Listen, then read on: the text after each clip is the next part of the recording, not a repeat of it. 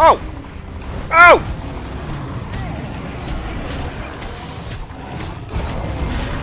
Yahoo! Get the guy! What is up, Draconics? My name is Zagger the Dragon, aka Drago, and welcome to Monster Hunter, a game where, and you'll never believe this, you hunt monsters! Like, genuinely, that's like 90% of this game's entire premise. Also, this game is just so incredibly long that I had to make this video a two-parter. Anyways, if you haven't already, like, subscribe, all that good stuff, leave a comment if you feel like, and if you enjoy comfy t-shirts and cool mouse pads, I have an Etsy page, a link in the description below. Also, before we start, I feel it worth noting that making this video was my first time ever using a VTube model.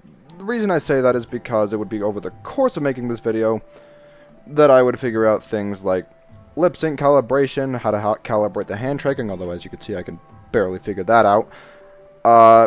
Yeah, so the next time you see me appear on screen for a couple times, it's going to look a little janky, at least in comparison to what you're looking at right now. With all that out of the way, it is now time to sit back, relax, and enjoy my first ever experience in the Monster Hunter world.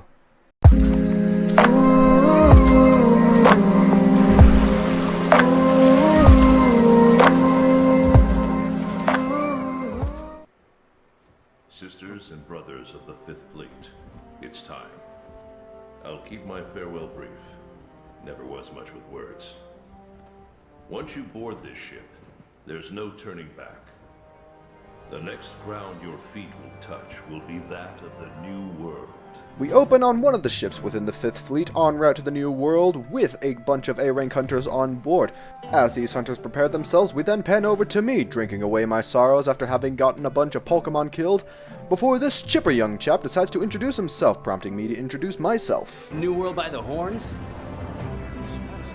Don't know about you. It feels like ages since I left home to join the commission. So, nervous? Not particularly. Believe you me, I get it. Anything could happen to us, but hey, that's happened. Hey, aren't you one of the A-list hunters? What? No way! So are we! Huh. Hey! Tell us your name! Which leads us into character creation. Or alternatively, this hot garbage. I was then supposed to make something called a Palico? I just hit randomize a few times and named him Henry. With my character created, we have a toast, and my attention is then got by this individual who claims that we will be hitting land soon. As she introduces herself as another A-lister, we crash into something. That something, a giant magma creature! As this creature rises from the water, not really seeming to notice us, the boat completely gets turned over. Oh, no. Henry! Henry!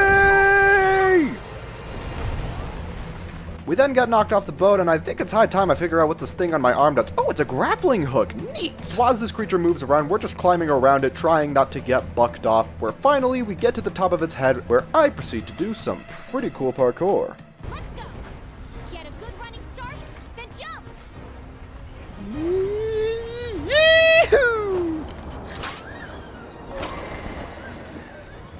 Oh, that was sick. Oh, do you not have a grappling hook?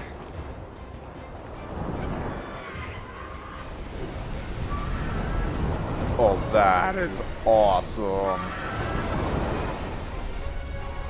What have we here? Having gotten away from Magma Cthulhu, we now get a good look at the luscious jungle which greets us here in the New World.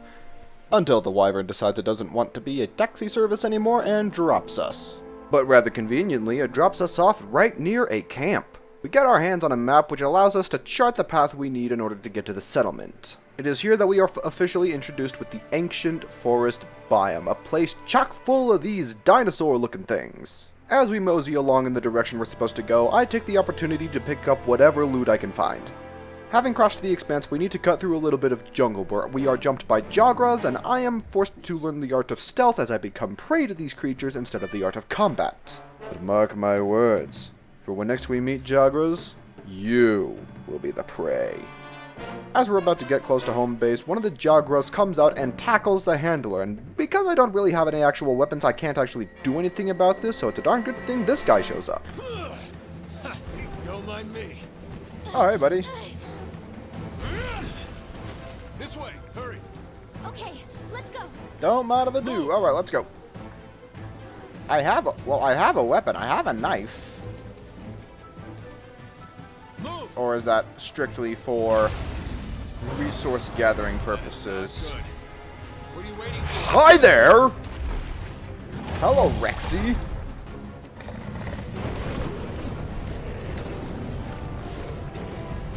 Come on! Frick. Come on. Move it! Move it, dang it! Move! Jump! Come on. Alright, well done. And so, in one piece, I finally made it to the main settlement of the new world, Astra, where it turns out I was the final person to show up. I was then introduced to this man, the chief of this place. Apparently he saw me on the ship, knew I was stranded, but figured I could handle myself because he's good at telling who's a survivor.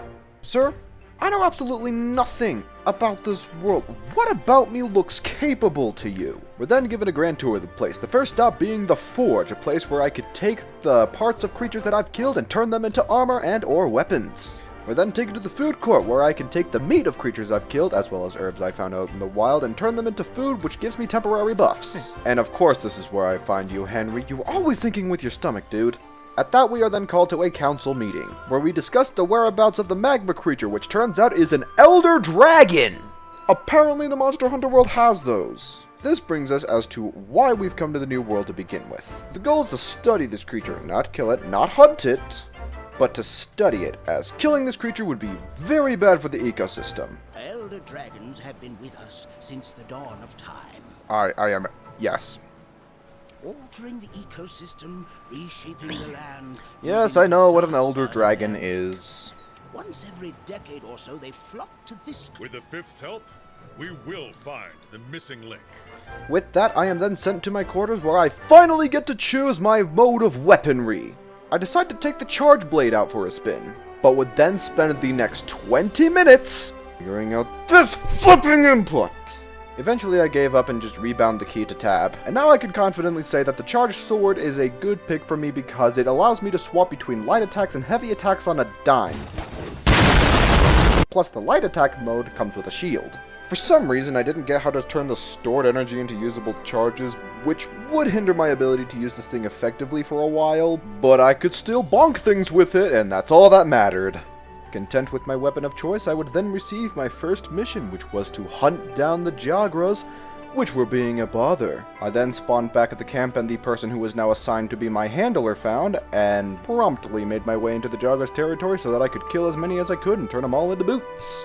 Oh yeah, as for what Henry does, he helps me fight and also gives me heals when necessary. There is a limit to how much he can heal though.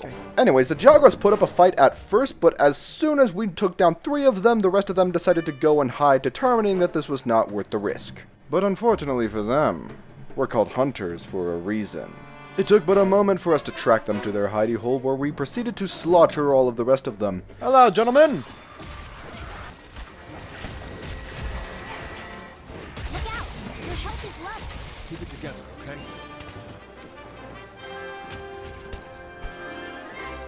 So once you complete a quest, there is a 1-minute timer before you're forcibly pulled back into home base, and in that time I was unable to collect my trophies as there were too many extra Jagras trying to kill me. Although as soon as we get back, we are told that the Kestodon population is starting to grow a little too abundant, Kestodons being these Pachycephalosaurus looking things. But before that, I wanted to see what I could craft with the materials I was able to obtain. Such as this juggernaut of a charge blade. Not only was its base power double the one I had equipped already, but it also had the blast elemental effect. Blast being it just does more damage. So I forged that sucker right up, so now for armor. I only had enough Jagra armor to forge 1 piece of hunter armor and enough bones to forge 1 piece of the bone armor. Now you're able to replay old missions if you want to, say, farm materials, which is a darn good thing because that's exactly what I ended up doing. You can carve materials off of monsters. Alright, I must collect all of the Jagra material that I can. So now that I've got a full set of new armor, it's time to do that next mission. So let's go slay some Kestodons. Can't see how this could possibly go wrong. Hey, come here. I think I found something. Hold on. Let me just collect materials. Looks like the Jaguars left us a present.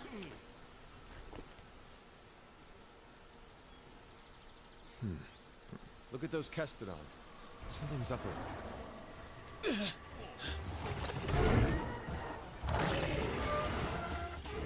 That's a big boy! Great Jagra. We need to take it down. Gotcha. And so I set my sight on this new prey, for the great Jagra would make some fine armor. Carefully I stalked the creature, following every track, every sign of movement I could find. I used to follow it and pin it down so that I could make it into my latest trophy. Inevitably, I caught up to the great beast and commenced the battle. Aha! It was then that the Jagra decided it was outmatched and thus fled. You can run if you like, Jagra, but there's nowhere you can hide from me. After following it, I found that it went back to the other Jagras in the hopes that it could retrieve itself some backup. This backup would prove a little futile, however, as I was an expert at slaying Jagras at this point. Seeing this, the creature fled again, and so I followed again. This time, I would put the creature down when I caught up. Monster's been immobilized. Now's your chance.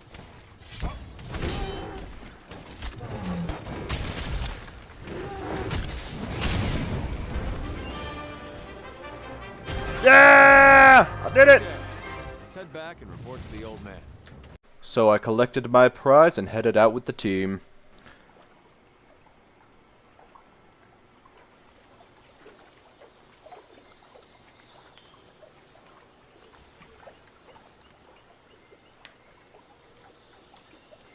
Huh?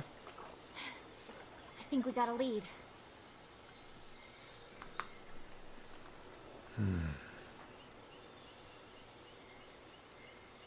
Maybe. Let's check it out.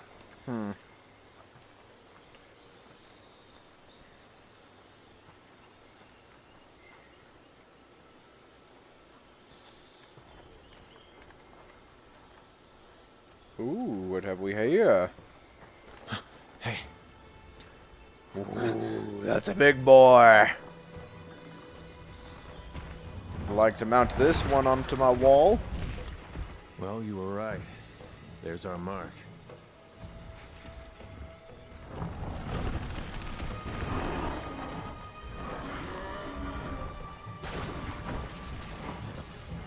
Something's got him agitated. Ooh, what's Look that? over there. What in the heck is that? I've never seen anything like it. You think it's from Zora Magdaros? I'd say so. But we That better looks like report back something from first. the large All right. magma thing. Strikes me as familiar enough in that area.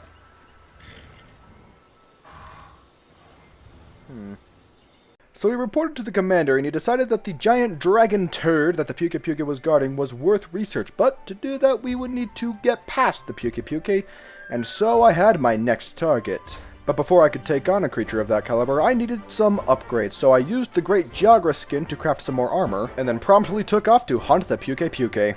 Just one problem. I have no idea where I'm going, which is not helpful when you're tasked with setting up a base camp so that you can actually hunt the creature, so I don't get to hunt it just yet. So I end up just aimlessly wandering and collecting any and all resources I come across and killing and skinning anything that I come across. Eventually I did figure out where I need to go to set up camp, but I would immediately be faced with another challenge in the form of another creature to hunt. Aha! We have found the campsite. Ooh. Wait.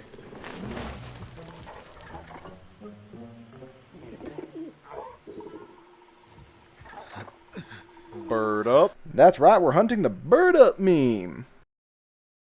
Bird up! So this thing is a known pest and thief and was therefore more likely to mess with the camp.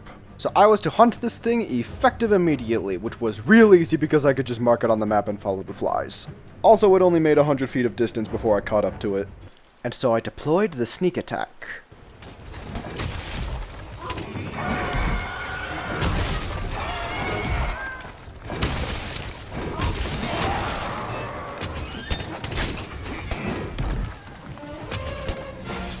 So as you can see, the Kuluyaku is an absolute coward and would much sooner run away than pick a fight, forcing me to chase this darn thing all over the place before I could actually kill it.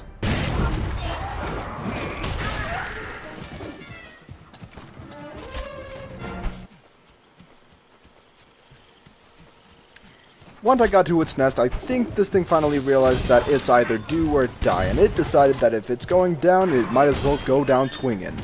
But unfortunately for this beast, I swing a lot harder than it does. Stamina cap is dropped. Eat some well-done steak to restore it to max. And so I collected some Kuluyaku leather to turn into armor and went to set up the camp as tasked. Or, more accurately, report the location that the camp was to be set up. I then crafted a Kuluyaku jacket and figured that it's high time I actually figure out how to use this charge blade. So the issue I had is that in the sword mode I would charge it to max energy, but I wouldn't know how to turn it into the elemental charges. Until I figured out it was just a very simple keybind.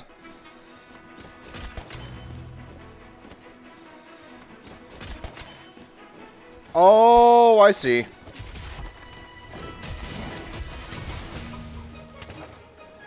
And then I'd figure out how to get some extra practice by doing a sort of side quest. It's basically just an arena and you kill everything in sight.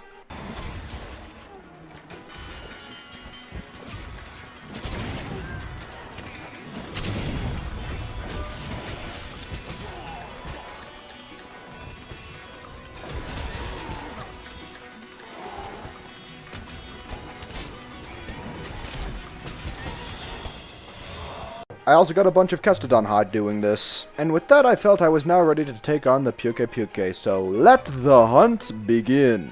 So I started looking around the new camp, seeing if I could pick up any traces, any clues to where the Puke might be, and once I had caught the trail, there was nothing stopping me from hunting this creature down.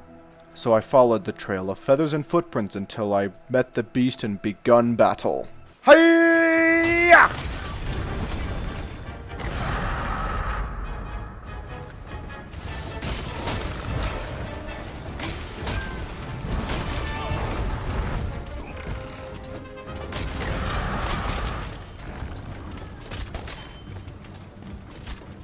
Now there's one little trick to this creature. See, it spewed a lot of poison, which would be very harmful if I got caught in it. So I did have to be careful about that and dodge on a consistent basis. But Henry and I were able to keep up the pressure, giving this creature the beatdown of its life.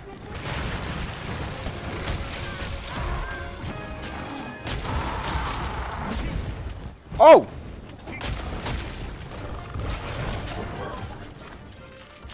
Excuse me as I collect your tail. Henry, distract him. Hoya! Hiya! Hiya! Hoo-wah! And axe move. Elemental discharge.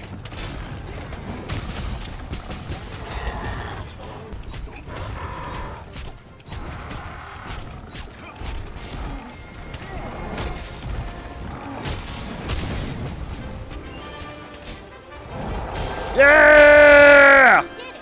Now the commander can send someone out to see if that slag will lead us to Zoramatrix.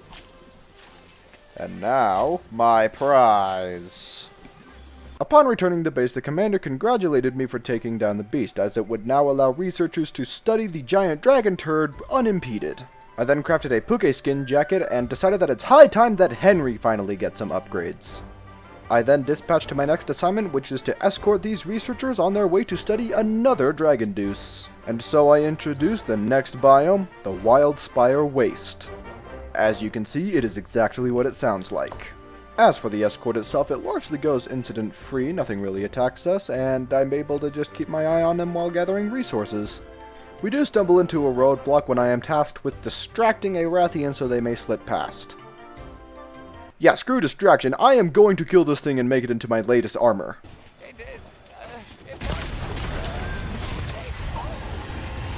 Run for your life! Go, just move on through. You might be able to use your slinger to create some kind of noise and distract them. So this sucker not only hit like a truck, but it also had all of the health of a truck, which made defeating it extremely difficult. This battle was extremely long and difficult for me. But so long as I was fighting this thing, my handler and the scholars had the distraction they needed to get to where they have to go. But as the battle raged on, I would face my very first death. Oh, what? Ah, what? Gosh dang it. But I was not done, for I went right back to challenge the Rathian to a rematch. Let's see what kind of present Zora Magdaros has left for us. Seeing as this fight picked up exactly where it left off, my healing was very limited as I had exhausted a bunch of it during the first round. But I was not deterred, for by pressing on, I would be able to learn how to dodge this creature's attacks, and by doing so I would need to heal less, and by doing that I would be able to deal more damage to the creature than the damage would deal to me. And so eventually...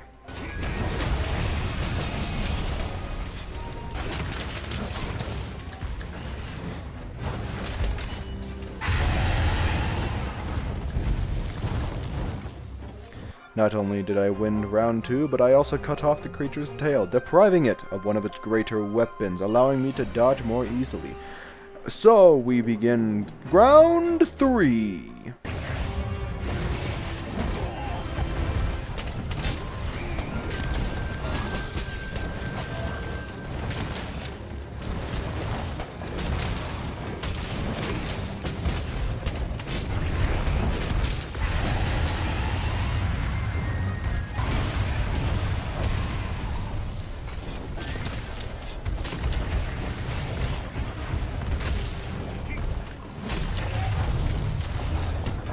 Hold on.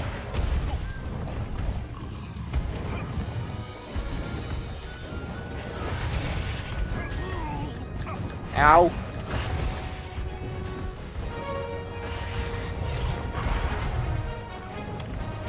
Thank you. Thank you very much. Thank you very much, Henry. You are very well appreciated. Let's see what kind of present Zora Magdaros has left for us. Gosh dang it! Round 4. Fight! Let's see what kind of present.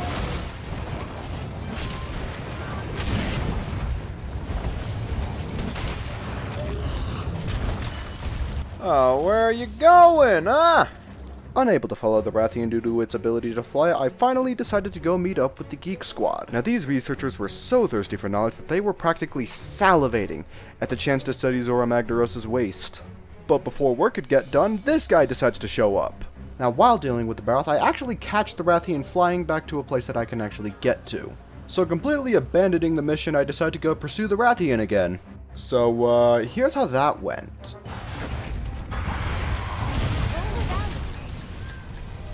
I have now come to the conclusion that the Rathian might be a bit out of my league, for now at least. So instead I took a side quest where I had to hunt 2 great Jagras, because I don't know why I figured that it had some decent rewards or something. So I went to go do that, and upon approaching the first great Jagra, I had this fun little experience.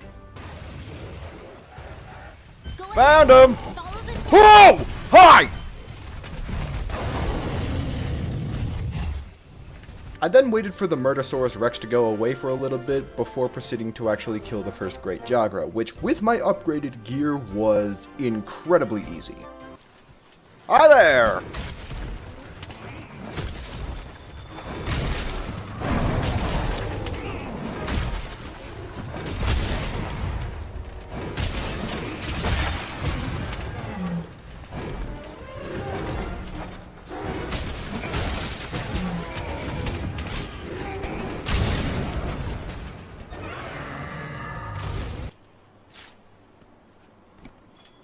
Upon exiting the cave to find the other Jagra, I found this guy was still lurking around, and he decided to come and introduce himself a second time, at which point I thought, you know what, might as well give it a shot. Bring it on, old Goliath! Ow.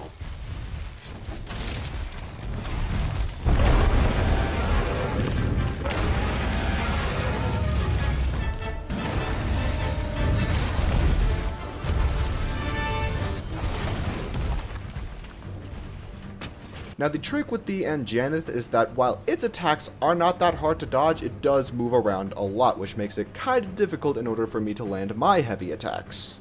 So a strategy I came up with was to use light attack combos, and if I got under it, then I would deploy the heavy attacks.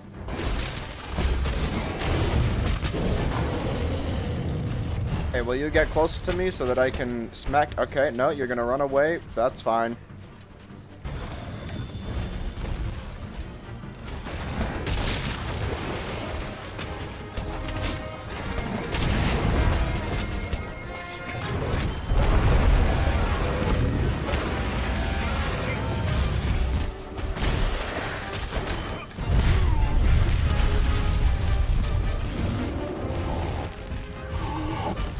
Oh. Yeah, let's see if we can lure him out into the open. Come on! Over here, buddy!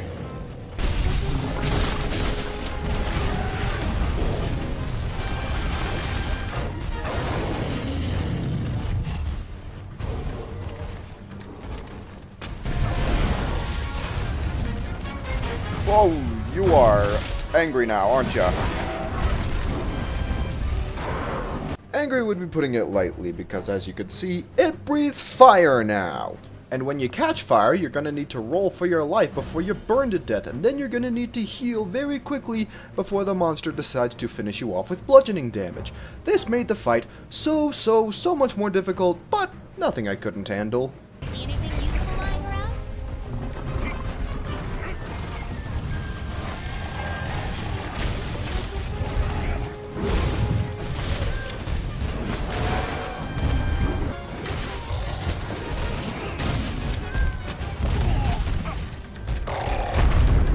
Don't die, don't die, don't die, don't die, don't die, don't die, don't die, don't die!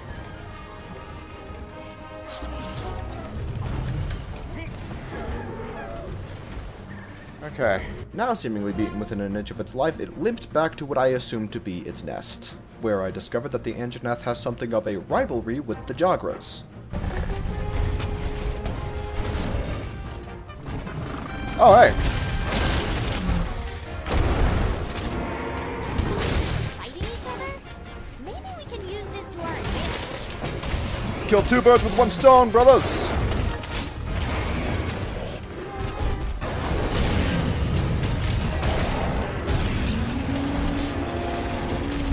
Yeah, baby! Sufficient to say, I gained a massive ego boost from this. As much as I appreciated the Great Jagra's help, I was still on a mission to kill it, so I had to still do that. I then found out that by killing the Anjanath, I would be able to take my already busted Defender Shield and turn it into a ludicrously powerful, better Defender Shield. And if I could get more Anjanath parts, it would become the strongest armor I would have access to yet. So I went right back into the Ancient Forest to see if I could find another Anjanath, as well as do some general resource gathering along the way. I did not find any Anjanaths, but I did find a Puke, which I turned into a hood, which was a better armor piece than what I had previously equipped. I then figured I should stop wasting time and actually progress the story a little bit. So I went back to the Wildspire Wastes to hunt down that Barath that had interrupted the researchers from being able to study Zoro Magdaros'. Once I actually found the thing, I made very short work of it.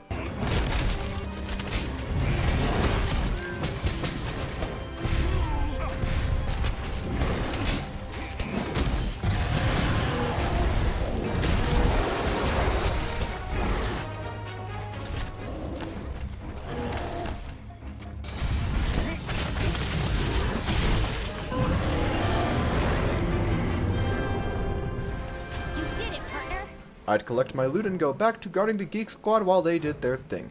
And that's where I met this guy, a veteran hunter from the First Fleet. We talked for a bit, he said he'd be joining the overall team, and we went back to home base. Upon returning to home base, I was immediately informed that one of the researchers had gone missing and I was to track him down. But before I do that, I've got armor to craft.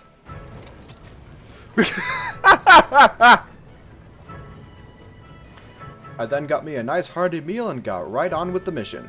I then found that you can find stray palicos and temporarily recruit them, which I think is really cool. I would then spend more time than I care to admit looking for some kind of trail or clue or just something that I could use to find this guy.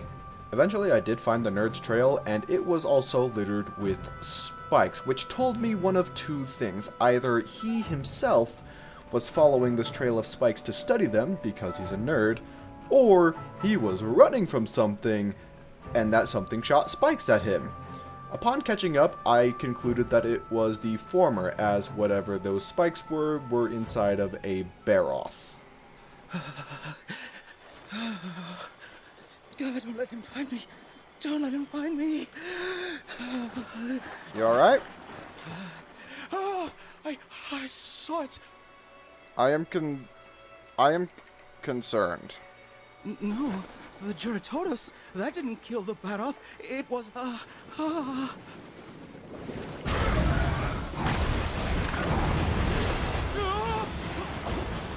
Hi there!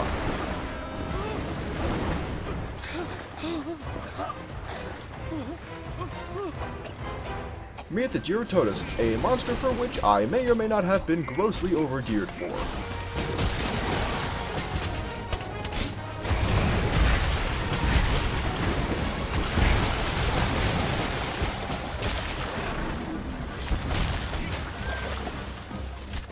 Hey, get back here! Get back here!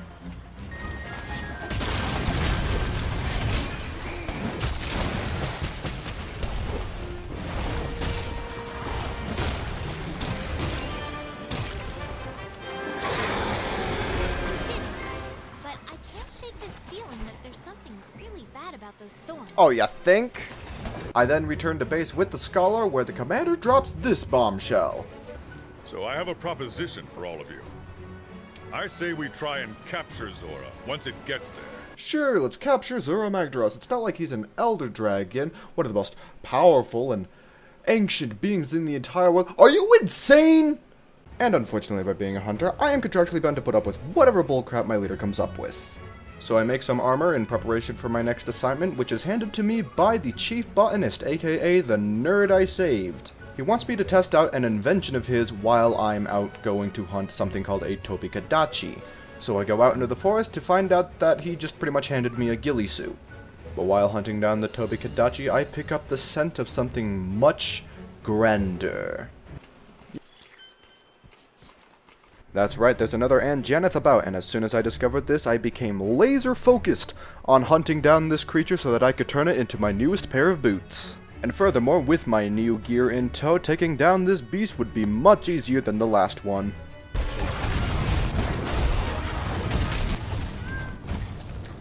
Where do you think you're going?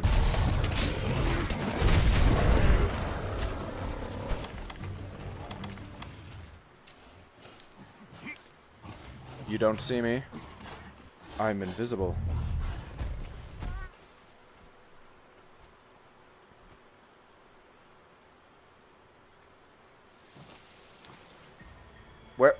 Where's my... Did I act... Oh gosh dang it. Oh well.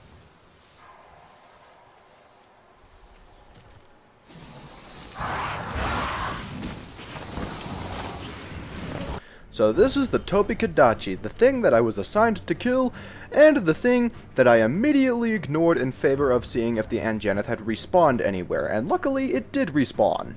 As for what just happened, see, as you know, when a monster gets below a certain amount of health, they will run away to certain points in the map, and this particular point that the Anjanith chose to run to just happened to be where the story encounter was supposed to take place.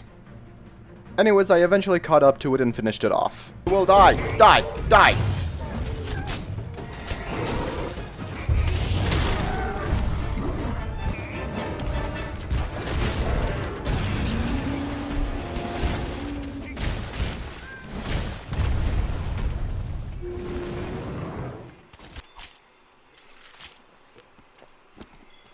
I then went to kill the assigned creature, which was actually much harder because it kept paralyzing me. Uh-oh. You've been hit with Thunderblight. Be careful. You'll get stunned more easily now.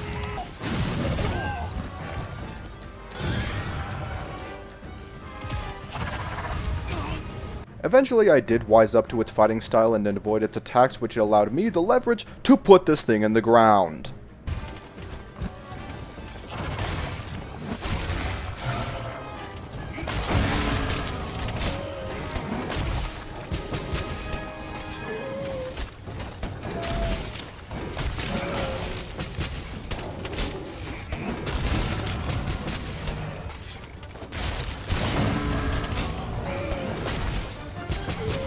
will die, foul beast!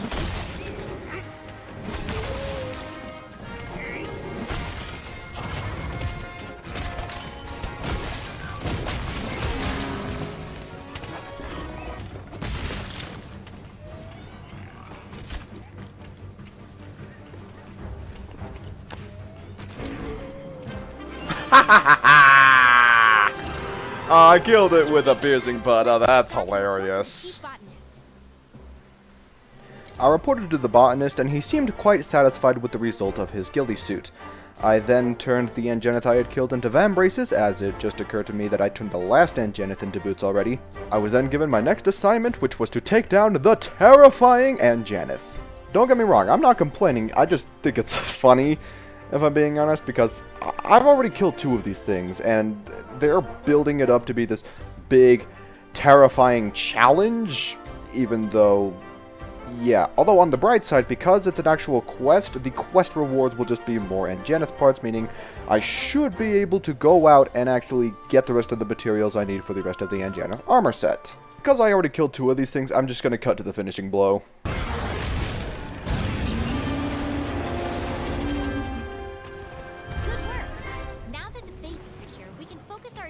Towards capturing Zora Magdaros. I knew I forgot something.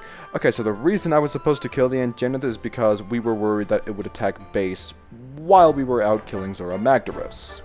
Catching Zora Magdaros. I meant catching Zora Magdaros. And so the commander confirms that we're all set, and he's just waiting for everybody to come and confirm to him that they are personally ready to go take down Zora Magdaros. So I then go to craft the rest of my Angenith armor, except I still don't have enough for the rest of the Angenith armor. Luckily, there's an event quest that's literally just hunting down 2 of the darn things.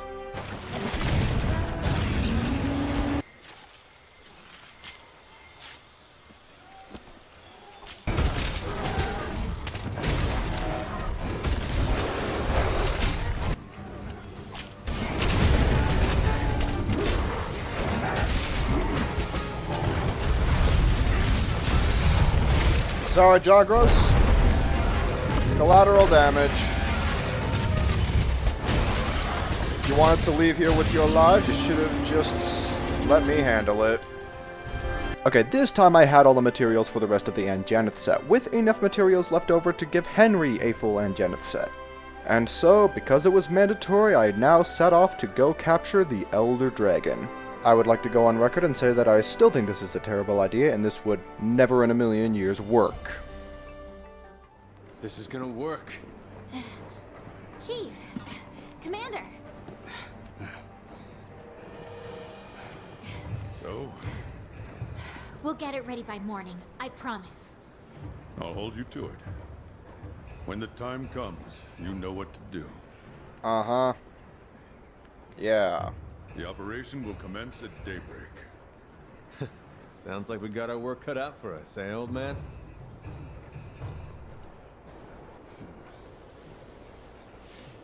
Oh, here we go.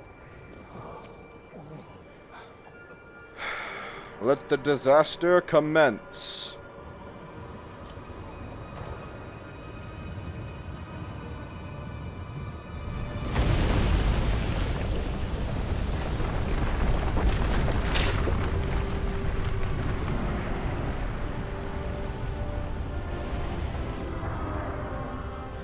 Get to your posts now!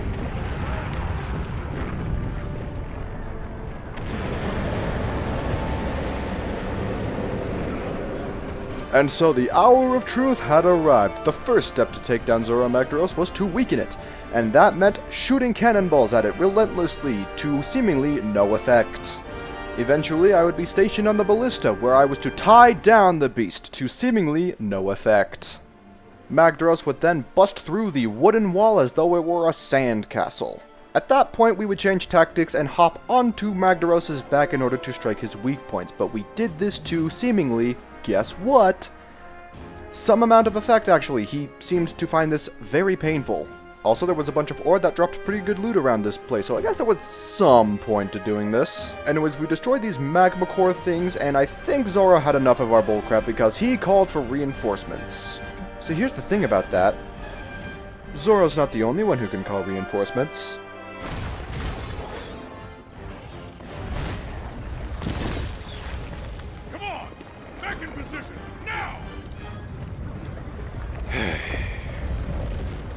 Aim. Fire!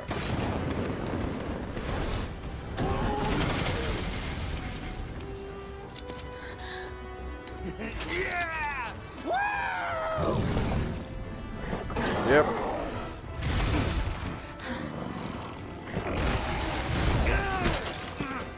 You good?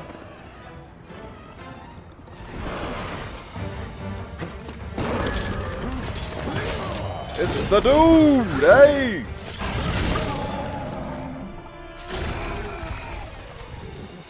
He's from the first! Master! Ah. Oh, they just grow right back. No way.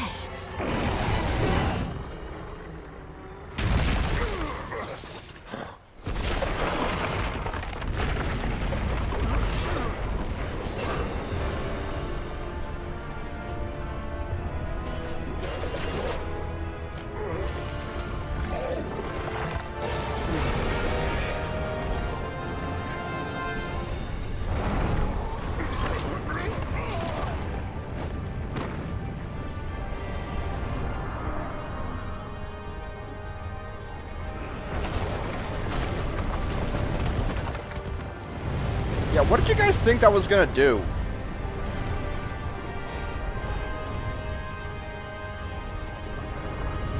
So yeah, the Elder Dragon made an absolute joke out of our operation.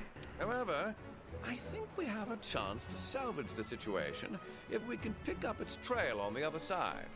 Got Uh-huh. some good news from the field team on that front. Tectonic movement from when Zora passed through created a fissure in the Great Ravine. That fissure is our ticket to catching up with the beast. There's Right. no point.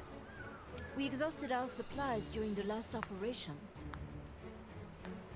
Even if we did track it down, there's no way we'll be able to pull off anything of that scale. Yeah. Then what should we do, Commander? Oh, this ought to be good. Oh wait, I need to click the We'll have to button. Send a ship to the guild. A ship? But with the skies and seas the way they are. It doesn't matter. We cannot proceed without notifying the guild of the situation. We should send word and wait for their decision. Captain, can I count on you?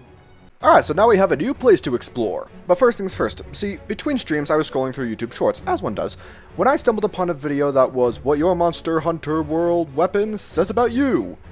And it got to the charge blade and it was then that I learned something.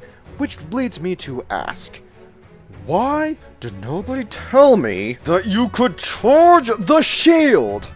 Then with the shield charge, perform this massive frick-off uber attack. Seriously, it's like I'm wielding Stormbreaker. Why did no one tell me that I was wielding Stormbreaker? Anyways, with my new mastery over the charge blade, I was thirsty for a rematch against an old friend. That is right, the Rathian's back.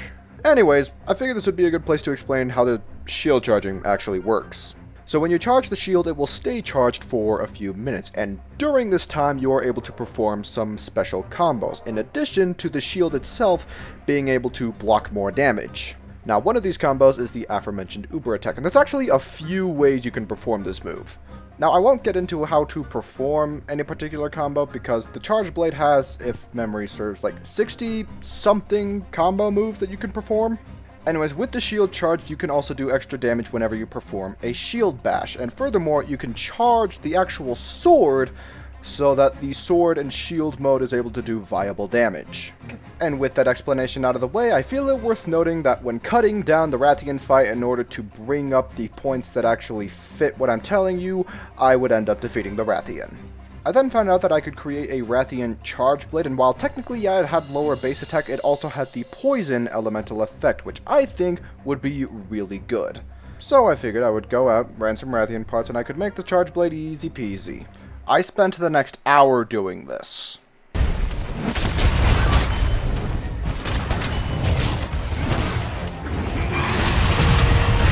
Utilizing the cactus trap. Oh, he does not see. Oh, he did not like that one bit, did he? after an hour of hunting Rathian after Rathian, I was still a little bit short of being able to actually craft what I wanted, so I decided to just suck it up and continue the story instead. That is to say, we decided to go through the Great Ravine to witness the path of destruction that Zoro Magdaros had left in his wake of us trying and failing miserably to capture him. And that's when we found a new area called the Coral Highlands, where we were immediately ambushed and I passed out. When I woke up, I found myself in a flying research base, which upon investigation I found was owned and captained by the 3rd Fleet. And to make a long story short, I would basically now be able to use this place as a secondary home base slash respawn point. Once I got my bearings, I also came to a decision. That I should continue grinding Rathians until I finally get that charge blade. Look, I just really want that charge blade, okay?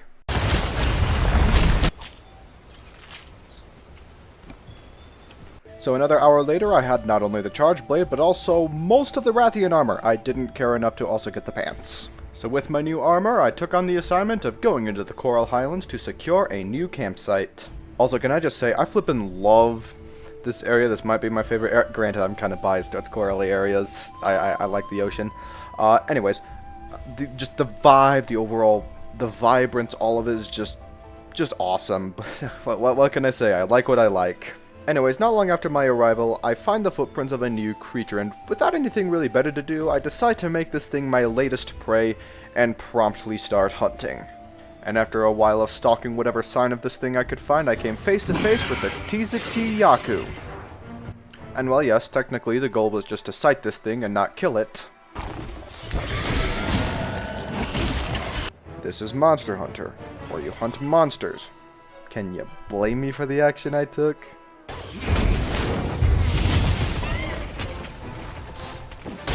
Anyways, the gimmick with this thing is that it had a flash attack, but I had the very easy workaround of just throwing up my shield to block the flash. However, there was one flaw or weakness that this charge blade had, which my other one did not, and that's the sharpness wore out much faster, although in my opinion, that's still worth it, because the poison damage seemed to be doing its job, because the thing rather quickly up and ran, as monsters tend to do when their health gets low enough, prompting me to give chase and continue the beating.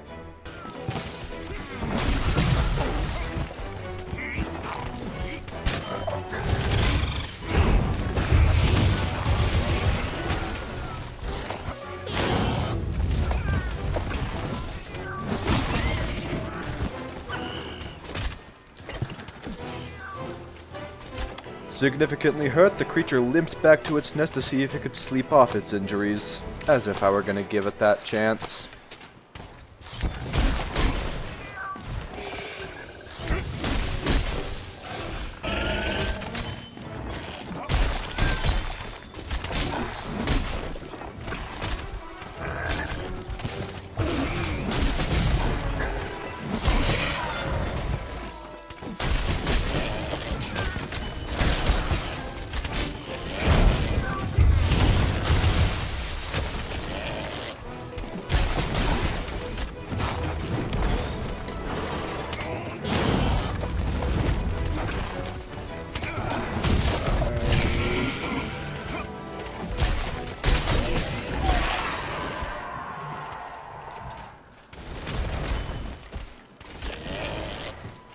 I collected my new trophy and continued exploring, occasionally running into these things, and then beating them up and harvesting them to see what they were good for. I also decided to do some resource gathering to see if I could find any new stuff. I also took a crack at these things, which didn't really go anywhere as I didn't have any effective ranged weaponry. Afterwards, I finally established the new camp and returned to the new flying base, where this guy was waiting for us. We discussed how the Coral Highlands has a lower level, and down at the lower level might have something that can help us track and capture Zoro Magdaros, because we're still trying to do that for some reason. I would then be tasked with hunting something called a Paolumu, as its materials would allow us to upgrade the flying research base in such a way that we can actually fly it into the depths of the Coral Highlands. So off I went to track this thing down. Now, as I tracked this thing down, I also made my way towards a Palico, which was marked on the map, since that would give me a little bit of extra help. So I recruited my temporary new ally and proceeded to zero in on my assigned prey. What? It's... What is this? Oh! The angry fluff. Face to face with a creature that I refused to take seriously, the battle commenced. So the way the Palo move fought is that it would puff itself up and then relentlessly attack its opponents, which would leave me kind of stunned every once in a while. But given enough damage, it would unpuff and become easier to dodge. But then, as I got used to its attack patterns, I beat it to an absolute pulp.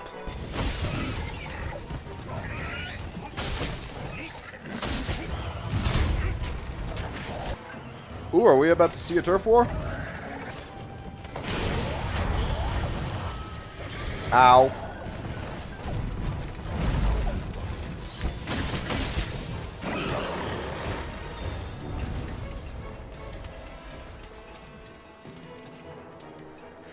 Where do you think you're going?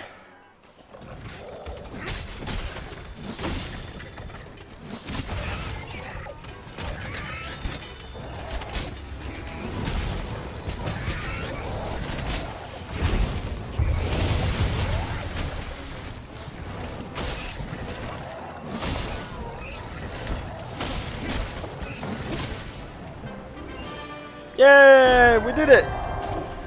With the parts from the inflatable fluff collected, we were now able to descend through the Coral Highlands into a new area called the Rotten Vale. And so we set out with our newly upgraded airship.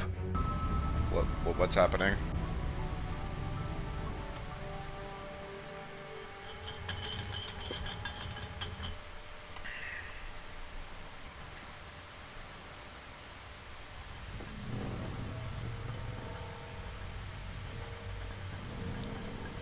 We descend to the depths. There! Heads up! Oh, what's that?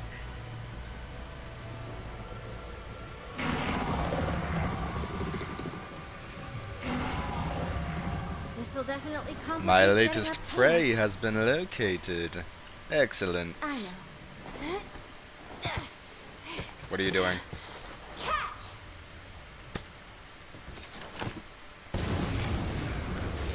What? What did you just pass me? What was that? You think we'll pick up? Oh, it was probably some of that. Having officially touched down in the Rotten Vale, I was presented with a brand new area to explore.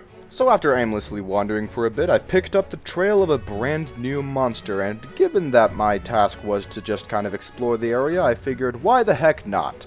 At which point I discovered this spiky roly-poly called a Radobon. Now the Radobon wasn't all around that difficult to avoid, but it was covered in a very thick armor which made it a little bit harder to damage than normal. But it took me exactly 10 seconds to figure out that by attacking the lower portions I would be able to easily put this thing in the ground.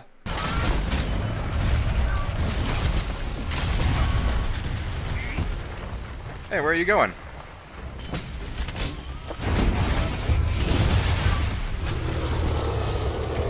Oh yeah, if you manage to hit this thing hard enough, you could just remove the armor, which made killing this thing so much easier. Hiya, hiya, hiya, hiya.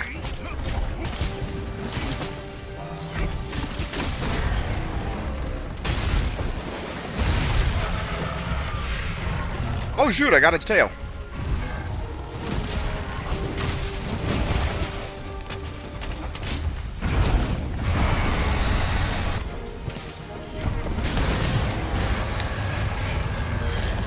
And that's how we do. I collected my prize and continued exploring as I still had Sight a Great Gyros on my task list. Eventually I made my way to this area where the air was extremely toxic, forcing me to periodically drink potions just to stay alive. And this is where I would find the Great Gyros, hiding out in this toxic area, safe from anything that wasn't able to actually breathe in the air. Except I have potions to keep me alive.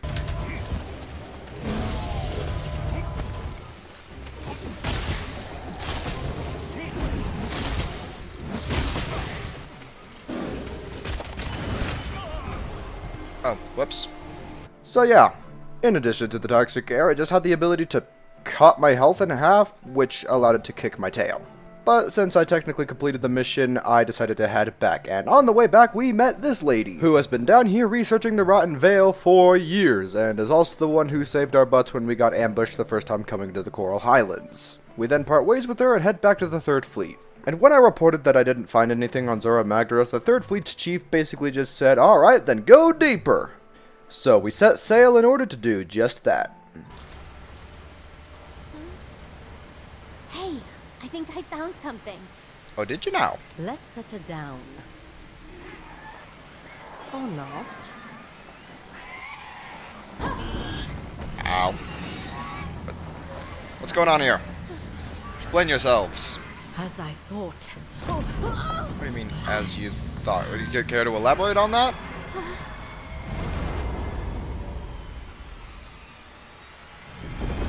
Hi. So it turns out we were trespassing on the hunting grounds of the thing that had previously ambushed us, and so we could not actually progress until it is out of the way. And so began my next hunt, the hunt for the Legenia. Now, because this thing mostly traveled by air, I had a hard time finding anything I could actually use to track it down. That is to say, when I found the darn thing, it was because I stumbled upon it. So this fight was actually pretty difficult for me. Reason number 1 is that it hung in the air for a lot of the time, making it difficult for me to actually hit, because I didn't really have any ranged weaponry. Reason number 2 was that it uses the ice element, which reduced my stamina to practically nothing.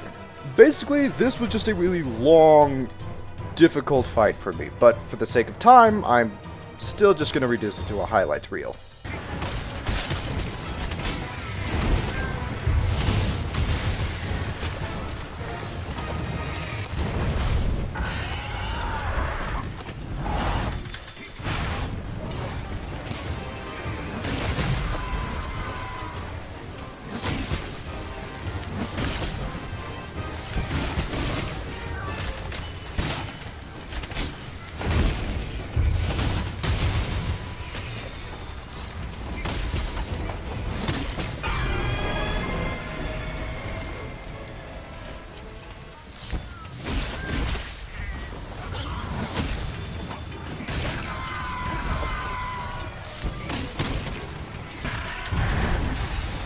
Oh, that's... whoops. Yeah! We did it! Alright, now we can get to the base of the Rotten Veil. Come on, let's head back to the research base. Yeah, let me just collect this thing. I then found out the Legiana armor was better than what I had already equipped. So 1 hour of grinding later and I had a sleek new armor set. Anyways, back to the story where I have to get to the deepest depths of the Rotten Veil. So I descend past the toxic gas area where I actually find evidence of Zora Magdaros being here. And then we got ambushed by this thing. Meet the Adageron, whose gimmick is that he gives you the bleeding effect. The bleeding effect being where if you move, you take damage, and the only way to get rid of it is to crouch down and not move. Here's the problem with that. If you crouch down and not move, you are susceptible to getting attacked. Suffice to say that I found this fight to be extremely annoying, but ultimately, nothing I couldn't handle.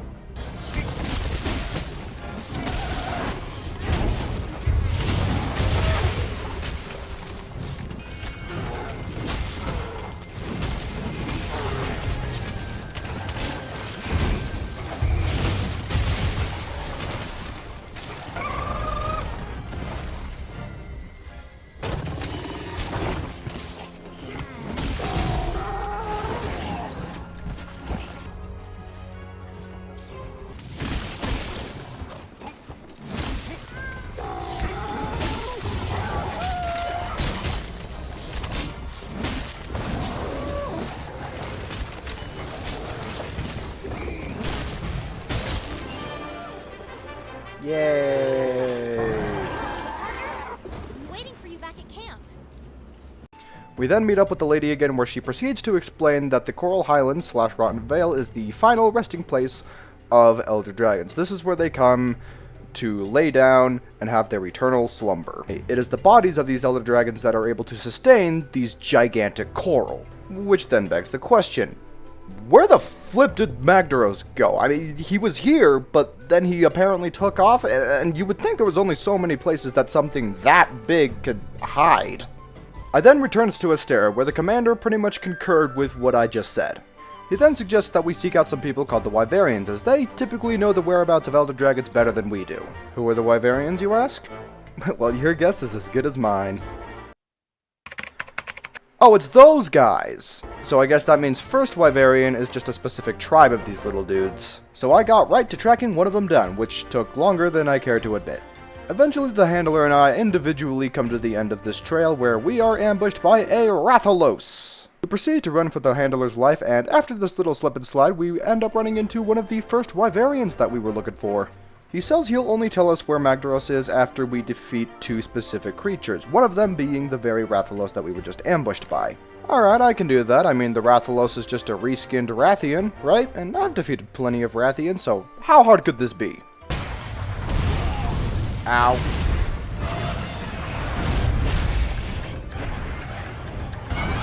Ah, frick, I'm stunned. Ow. Shoot. Turns out, fairly difficult. See, the Rathalos is a bit different from the Rathian for a couple of reasons. Number one, it hung out in the air all the time, making it hard for me to hit. So any chance I got where I could actually reach the darn thing, I took it. Furthermore, as you probably saw from the previous footage, it can stun you, and it is not one to waste opportunity when it does. So to avoid that, I would end up focusing more on dodging than damage. Which for a while worked. I even hacked its tail off and got it to run away so I could do phase 2. So I guess I'll cut to that now.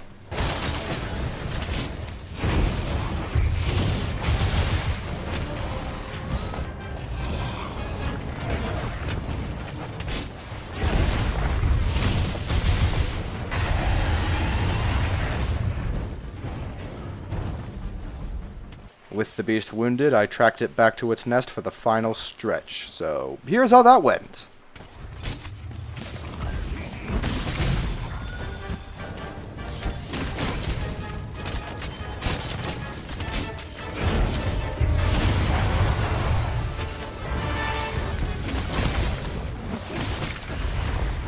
Come on.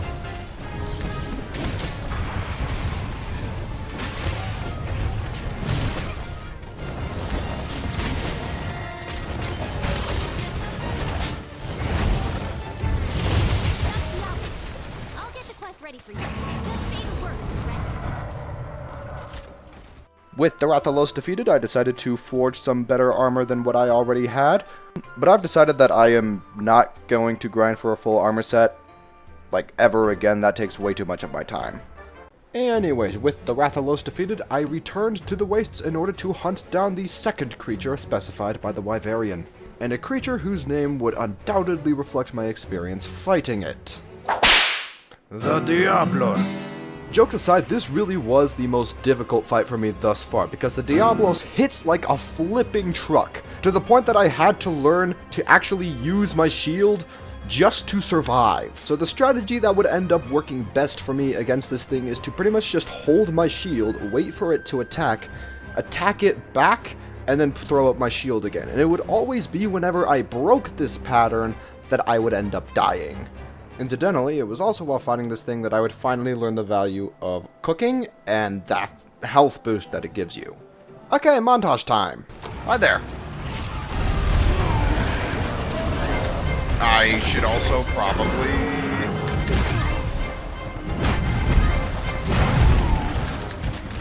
Literally, like right as I put my shield down. Don't be stunned, don't be stunned, don't be stunned.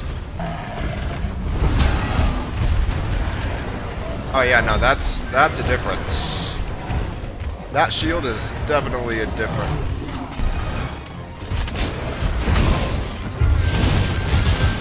That is not at all what I meant to do, but it works.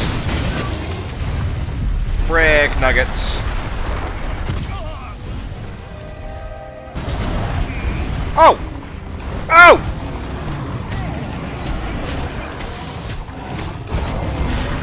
Yahoo! Get the guy!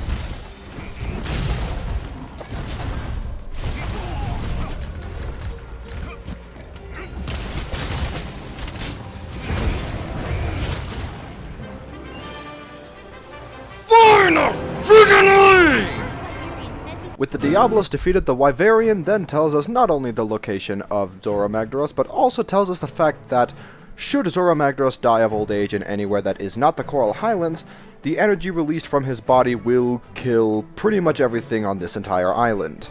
Also, there was a lot cut out of the Diablos fight. I spent 2 whole hours just trying and dying before I managed to actually kill the darn thing. So we relay what the Wyverian told us to the chief, and he decides that it would probably be in everybody's best interest if we, rather than capture him, simply drove him onto the open sea so that when he died, that energy was released in a place where there wasn't anything really to harm. And it's then that the engineer shows up with enough gear and supplies for us to actually pull off just that, including a new weapon called a Dragonator. So in preparation, I take the spoils of my numerous attempts on the Diablos life and craft myself some new gear, and then I have myself a nice hearty meal before setting out to take on the Elder Dragon with a mountain of fire upon its back, Zora Magdaros.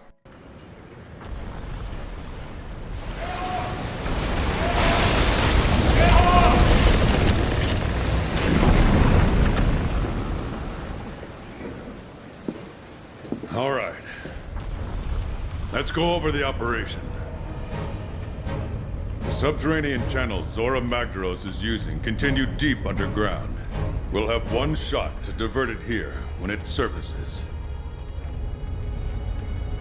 If we let it slip by, it's out of our reach forever. That's why I'm breaking out the big guns.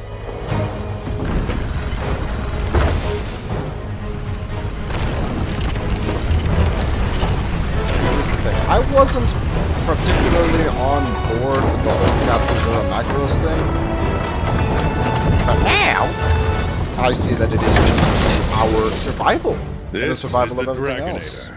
We'll use it to drive Zora back and divert it out into the open sea.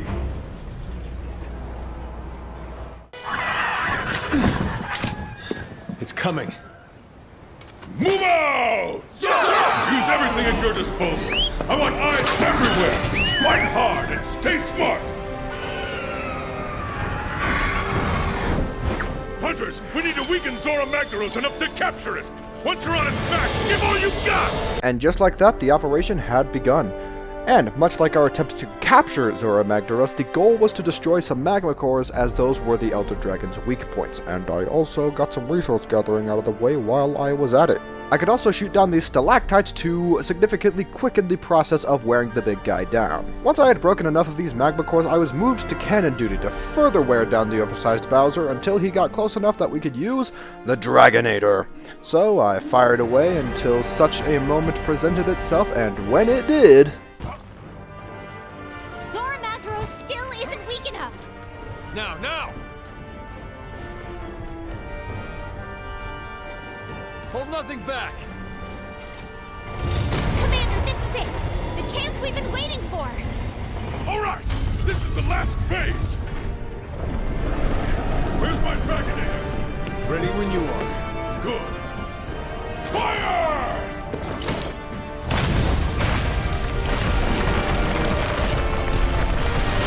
I was just gonna drill.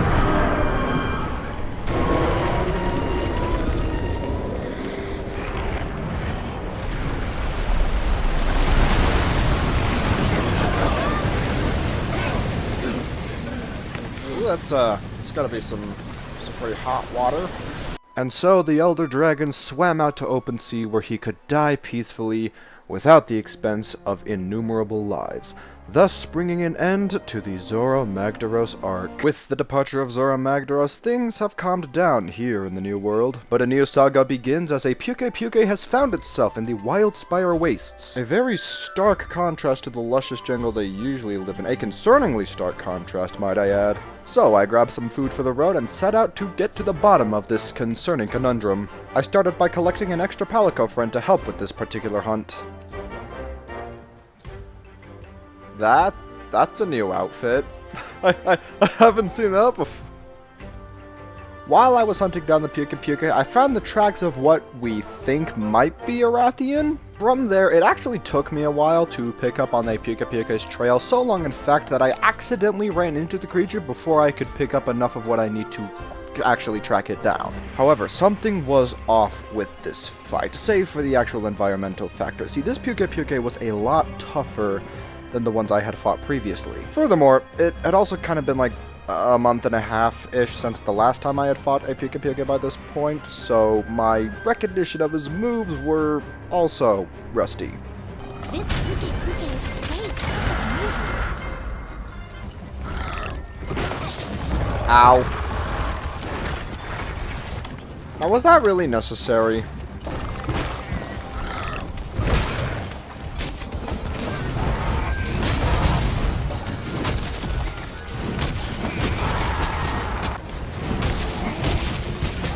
Why are you running away? Get back here!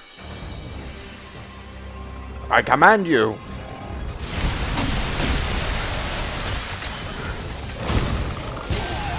Ow.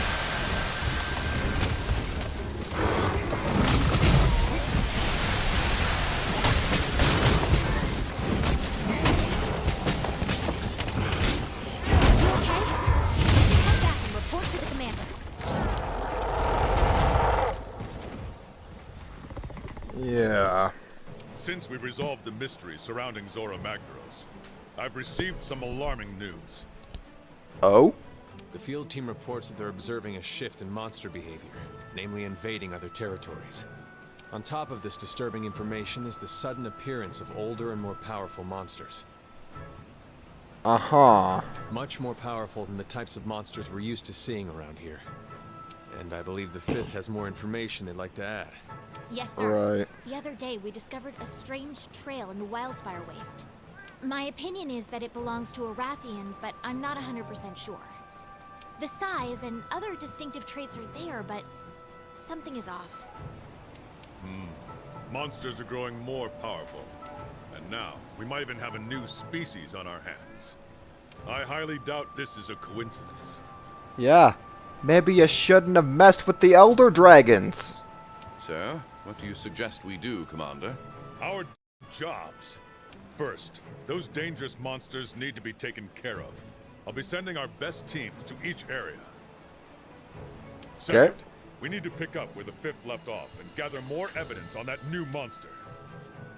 Alrighty, you guys heard the man, so let's get searching. So here's how this actually works. Basically, I head out, I side quest, and while I'm out side questing, I pick up Rathian trails here and there, or mystery Rathian trails, if that makes sense. So I can actually get some resource gathering done, which is good, because there is this new charge blade that I've had my eye on, which can be upgraded into a Zora Magdaros charge blade. But therein lies the problem. See, Zora Magdaros is not a monster that you can actually just go and farm whenever you want. You have to actually go on usually a side quest, and then there's a chance that his quest will spawn. So it's probably going to be a while before. Oh! Well, that's certainly convenient. So now I've got a brand new charge blade and some armor as well with the leftovers. I then hunted a Puke figuring that in addition to the upgraded armor, it would also look good with the Magdaros armor. And of course, I cited more stuff for our mystery monster. Enough evidence, in fact, that the ecologist says I can take a break from gathering evidence and instead focus on an enjaneth that has made its way into the Wildspire Wastes. What I want to know is why the wastes are so popular all of a sudden. I guess I'm gonna have to figure out the answer to that myself as I set out to take down my latest target. So because of how much stuff I had collected for the enjaneth, I was able to not only spot it on the map as soon as I spawn, but I could also look on the map to predict where it is going, which will be super helpful later down the line. Now, because I've already fought plenty of enjaneths at this point, I'll just give you a quick rundown. That is to say that the enjaneth wasn't too much of a problem. It was very easy to dodge and or block all of its attacks. That is until it decided to charge up its fire breath. Boy oh boy did I have problems when this thing decided to use its fire breath. Ah, shoot, I'm on fire. I'm on fire. And I'm super on fire. Now, the way to deal with this is to basically just kind of back off when it's in fire mode and wait for it to unleash its giant fire attack, because once it unleashed its giant fire attack, it would go out of fire breath mode for a little while. Anyways, I had then beaten it up enough that it would limp away, and this is where that whole being able to track its movement comes in. See, I had learned that when a monster is in its final phase, you can actually trap it and skip the entire final phase of the fight.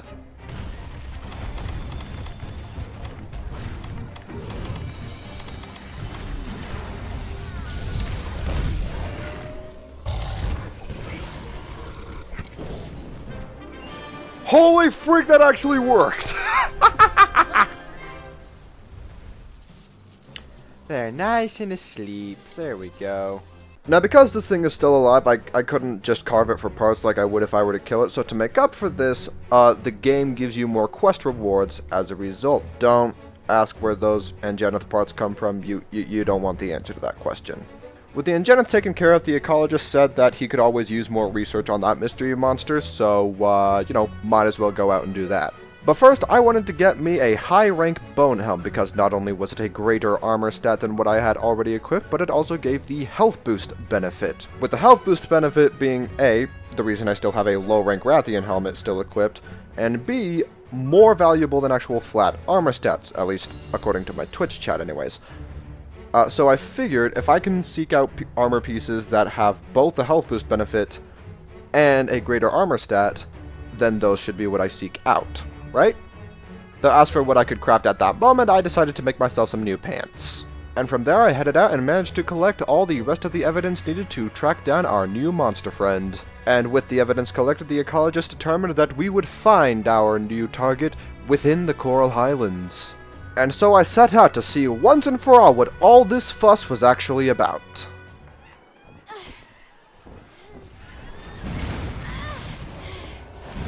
Which...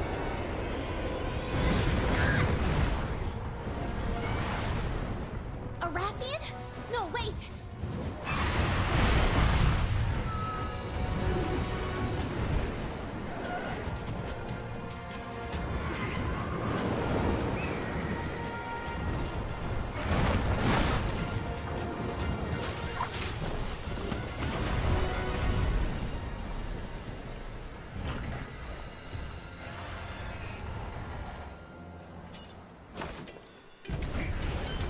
Hello, Rathalos? Pink Rathian? Don't worry about it. So remember when I said the Rathalos was just a reskinned Rathian? Well, now we have an actual just reskinned Rathian.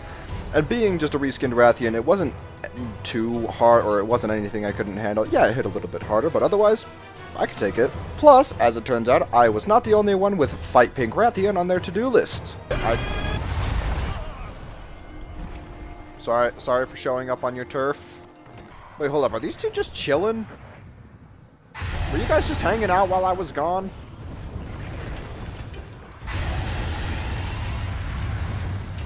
I will take this, though. Yoink.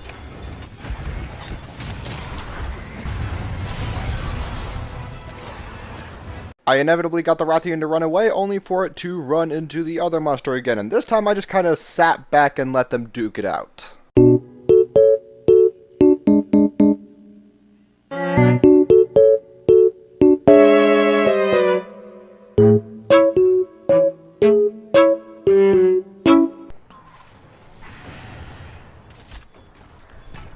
Oh.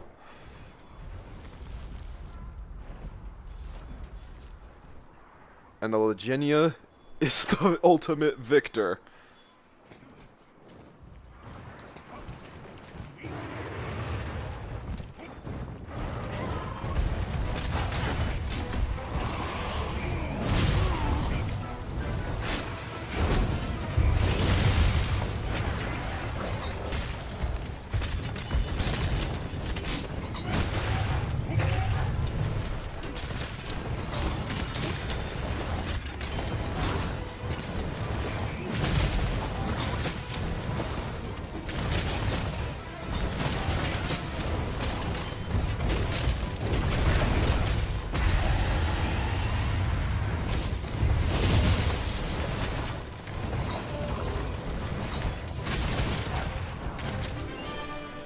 And that is how we do. Alright. Subspecies, right here in the New World? We need to report this to the commander, ASAP. I suppose we do, but first allow me to collect my prize just real quick.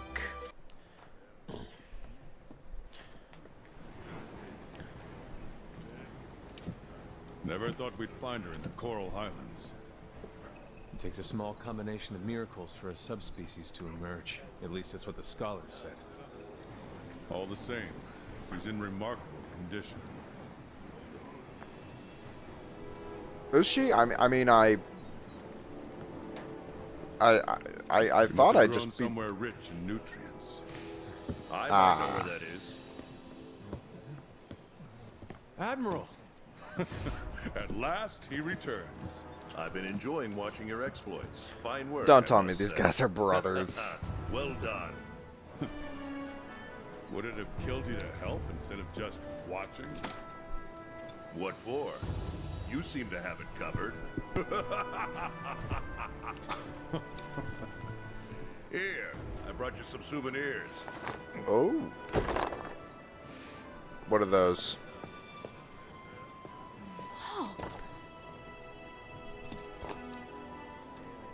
Interesting. Where'd you get them? You know where you drove off, Big Ugly? Well, there's a spot further in there. And it's just loaded with these things. They're incredible. It's like there's this energy pulsing inside them. Yes, but what do they do? Wasn't That's just what I me want then. to know. I'll wager they tie into this whole thing we've been studying somehow. Well, I intend to find out how. Raise your hand or paw if you're with me. Any of these jaggy brains up for a challenge? These two. Wait, what? I was probably gonna get forced into this anyway, but... Okay, you two. See you on Me. site. I'll be at the tunnel. And don't you keep me waiting. I hate waiting. Much as I also don't like waiting, there is one thing that I do have to take care of first. Sturdy bomb.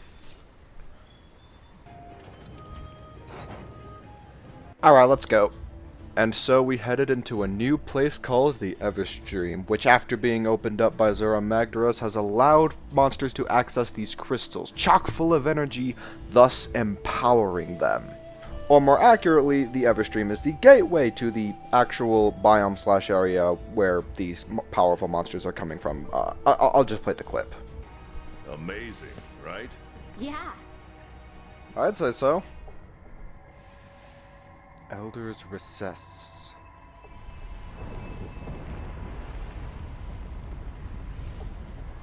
Toasty. There's so many of these crystals in here, you're likely to trip on them. Some of them are huge. How do they form? Beats the heck out of me, but I'll tell you what. This place is sizzling with bioenergy. And that means the monsters around here are tougher than Nova crystals. Right. Admiral, there's something that's been bothering me. Which is? Why would Zora Magdaros tunneling in here instead of simply dying in the Vale? Was something here luring it in? I thought we drove it to do that. Who knows, kid? But we do have one clue. Nergigante. Nergigante. You're right. Nergigante and Zora Magdaros. We've always seen them together. And so the mission is simple. 1, find evidence of Nergigante, aka this spiky guy who was with Zora Magdaros, who himself is an Elder Dragon, as it turns out. And 2, cite the big major monsters that live around here. So I started with looking for Nergigante stuff, but I was interrupted by the Dodagama, and as punishment for interrupting me, I beat him up until he ran away. I did not seek to pursue it because I was on a mission. I then continued my Nergigante search until I ran into this thing, to which I immediately ran the flip away. Look, my job is just to sight the big monsters, not hunt them, not kill them, just sight them, alright? I don't need to do anything else, so I won't do anything else. I then went into this, superheated lava area, which required me to drink, a cooling potion in order to withstand the heat, where I sighted the final monster I needed to sight, and this time it didn't actually come up to bother me. I then collected the last bit of evidence I needed and returned to home base. And as soon as I get back, the commander tells me that more Elder Dragons are showing up. And while that is definitely concerning, I now know, thanks to the knowledge that Nergigante is an Elder Dragon, that in Monster Hunter the term Elder Dragon doesn't hold just nearly as much weight as I thought it did. I was then called over to the ecologist, who said that with the data I had collected, we were able to determine that Nergigante's main diet was in fact other Elder Dragons. So remember when I said Zora Magdaros called reinforcements when Nergigante first showed up? Turns out I was dead wrong. I assume what happened is that the Nergigante noticed we had weakened the big turtley guy and decided now was its chance to chow down, or something, I don't know. Speaking of Zora Magdaros, I still had some spare materials for him, and I decided to use them to give Henry some much-needed upgrades. I would then chow down before setting out on my latest quest, which was to kill Nergigante. I mean, if nothing else, this should be just very interesting. So I got right to tracking down the little cuss, and given the wake of destruction he tends to leave, that was not particularly difficult. Hello? Nergigante? Where are ya?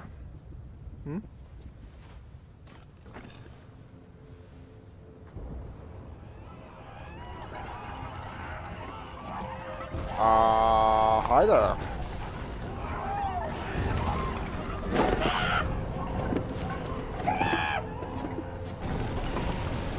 Where are you going? Yeah, great. These guys got the dragon all ticked off. That's wonderful.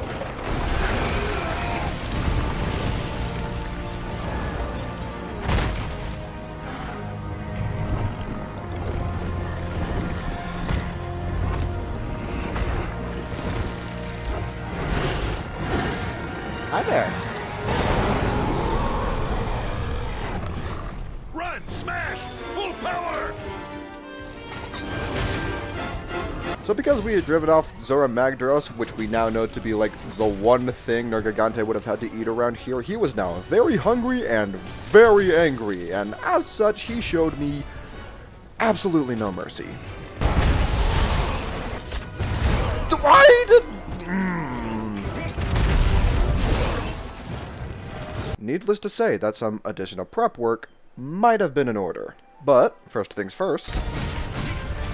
Hey, once I'm able to upgrade this charge blade, I'm going to need Magdaros materials to do it.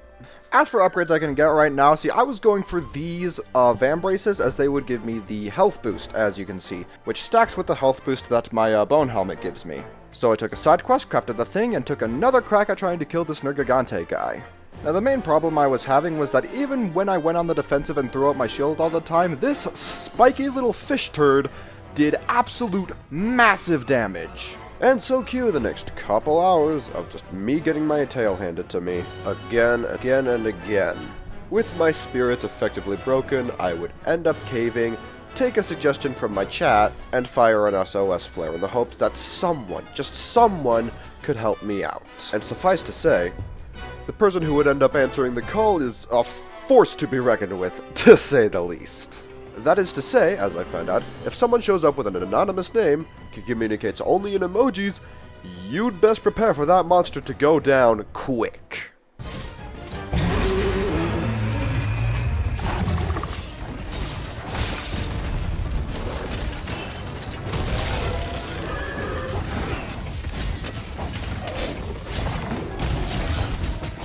Oh, the shield charge ran out.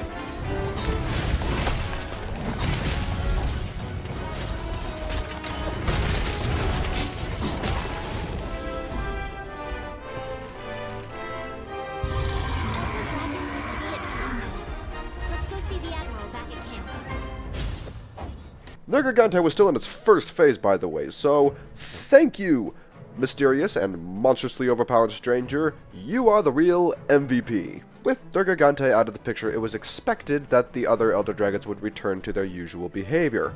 But surprise, surprise, by eliminating the apex predator, there is no longer any pressure to stop the other Elder Dragons from just claiming the rest of this island as their territory. How on earth did none of you guys see this coming? I would then be tasked with gathering evidence of the Elder Dragons in the Ancient Forest, Wildspire Wastes, and Rotten Vale.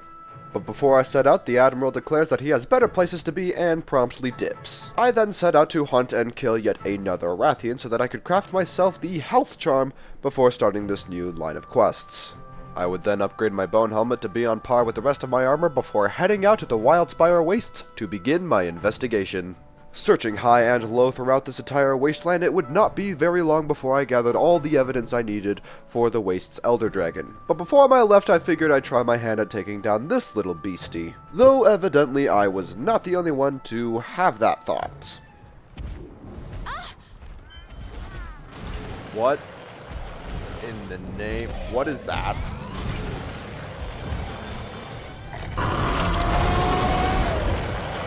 On a scale of 1 to 10, how fricked am I?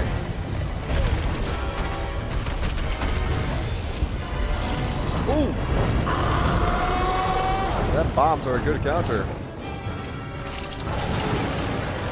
Hi there.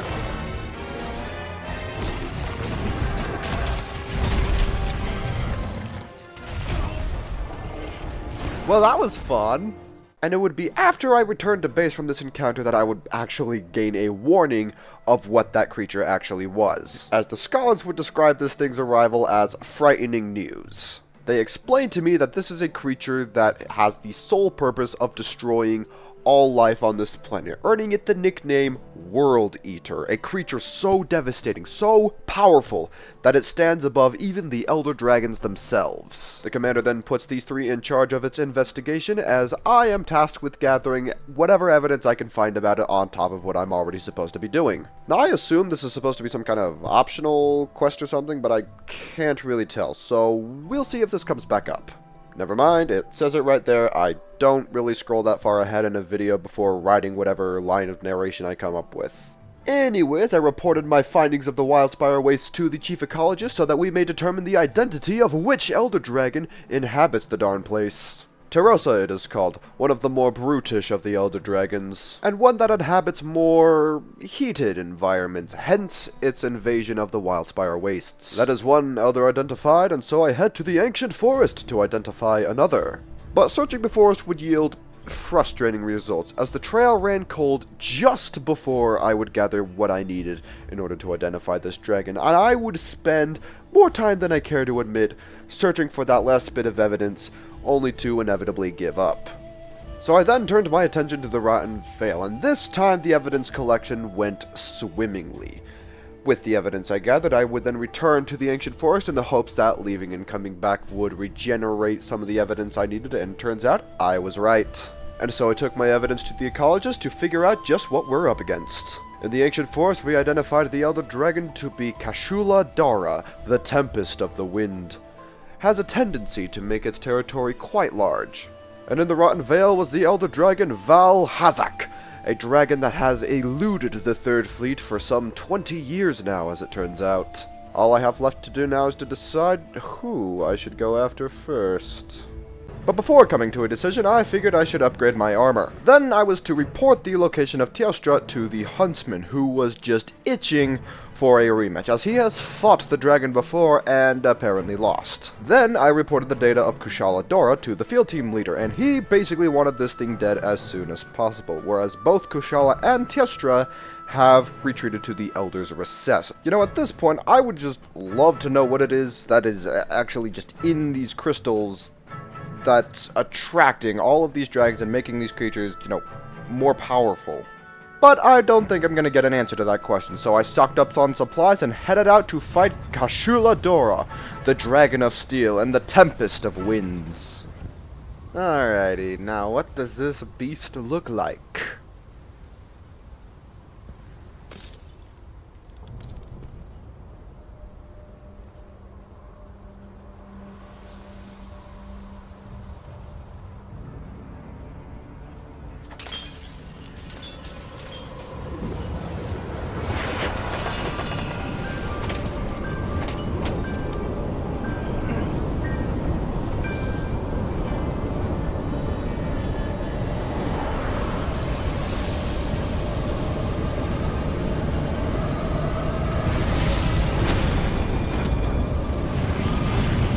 Hi.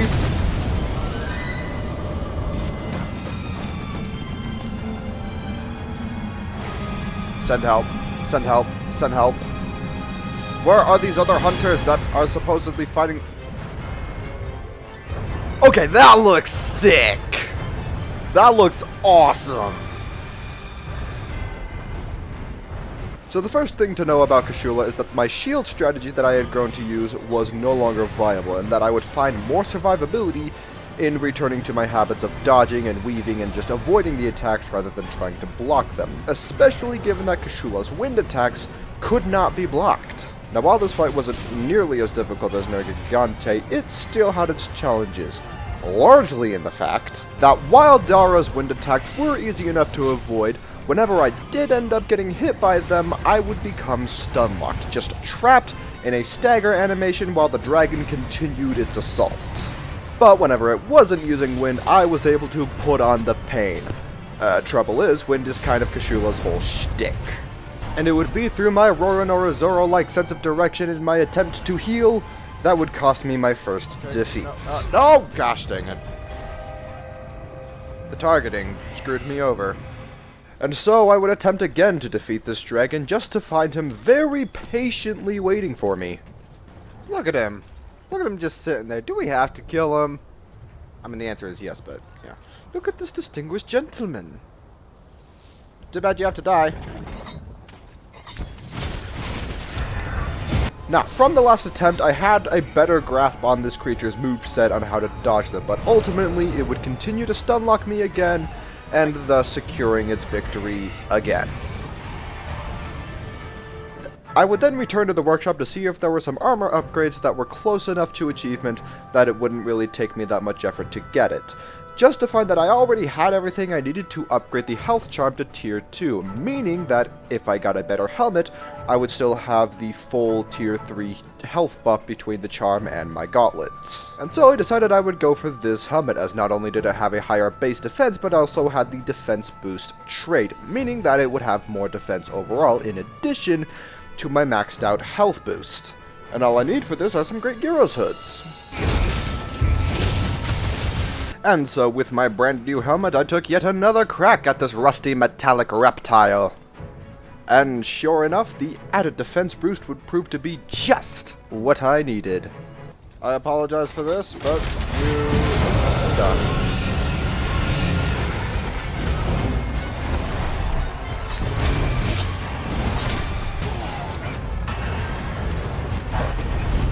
However, just to be certain I would achieve victory, I would end up using an item called Ancient Medicine to maximize my health and stamina bar. I do not remember how I obtained this concoction, but I had it, so might as well use it.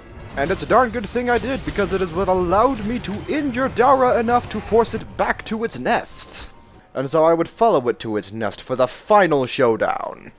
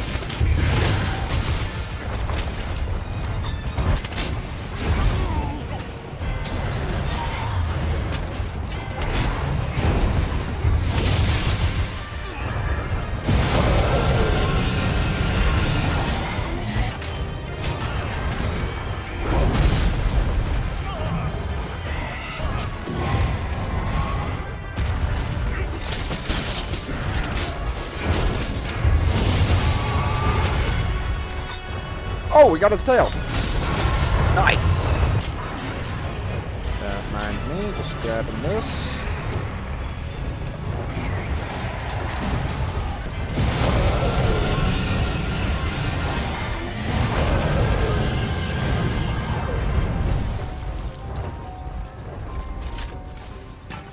You have got to be kidding me. It's running away again.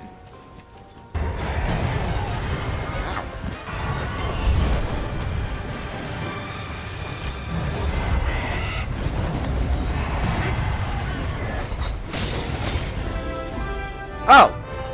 Oh, it was literally... That's why it ran away. It was literally...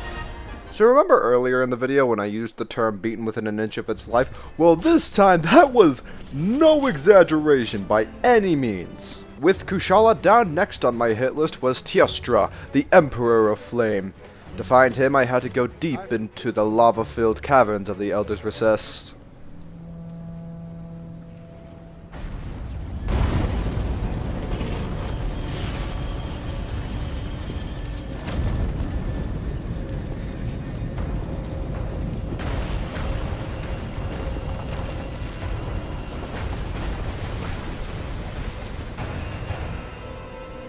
Whoa.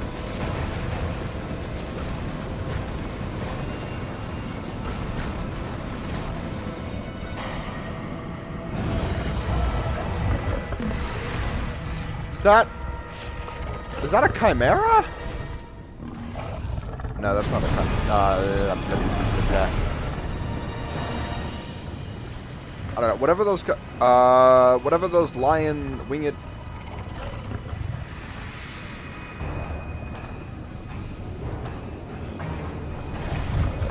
I can't remember. First of all, past me, the word you are looking for is Griffin. And second of all, Teostra was far easier than Kushala for the simple reason he uses fire over wind, where wind would stun me, and fire would simply burn me, which I could immediately do something about. And so commenced the great battle against Teostra, the infernal Elder Dragon.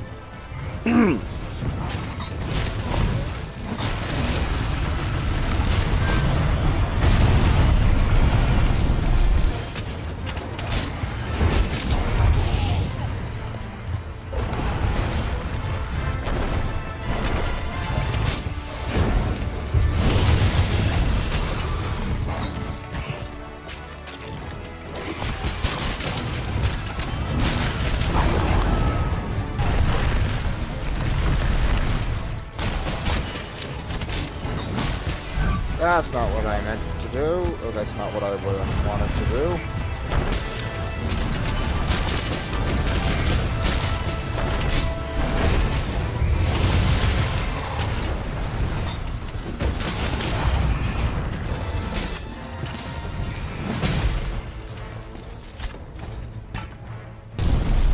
Aha, not this time.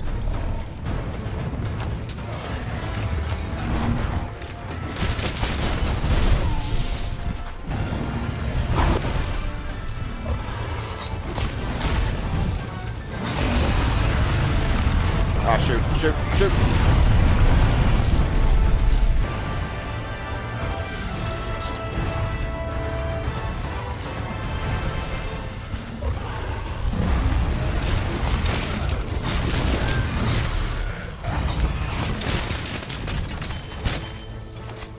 So that fight exhausted my resources a bit, so I kind of put it on hold in order to replenish myself. Although as soon as I was replenished...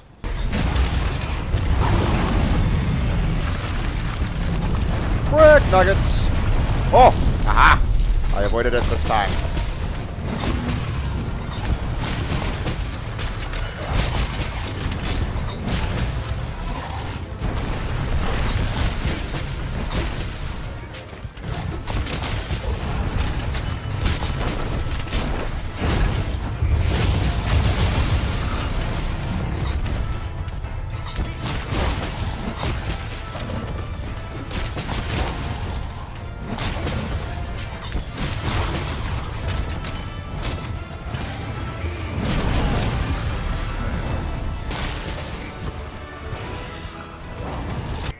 Now, for the final phase of the fight, you need to be careful of these big old cracks in the ground, because if you aren't careful, you're going to be going for a bit of a joyride.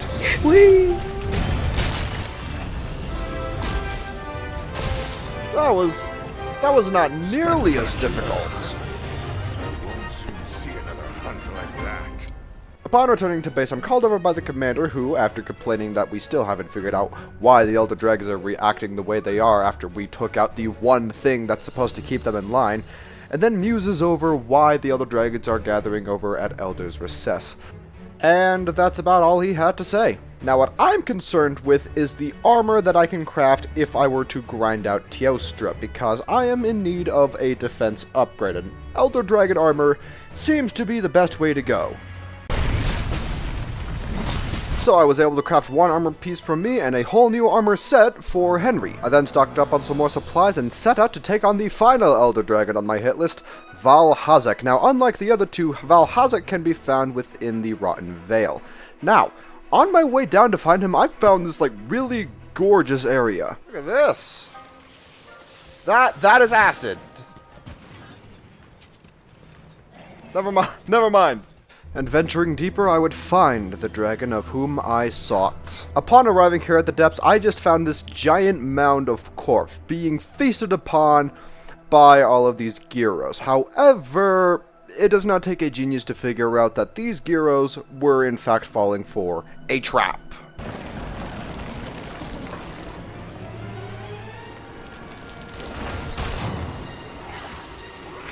Oh!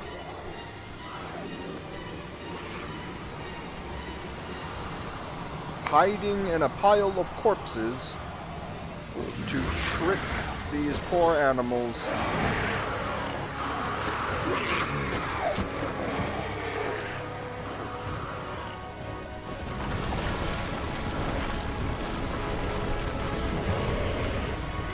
Ugh.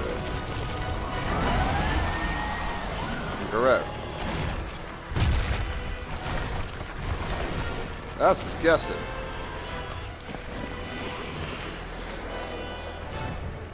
Oh my gosh, it's Jean. There it is! We did it! Now I'll be honest with you, I found this fight to be positively easy. His attacks were easy as crap to dodge, and none of them hit very hard because he relied on his ability to just cut your health in half, something that could be very easily fixed with a nullberry. A resource that I had collected this entire playthrough, and because I refused to sell any of the stuff I collect, I had this thing in spades. So by all accounts, I had this thing in the bag.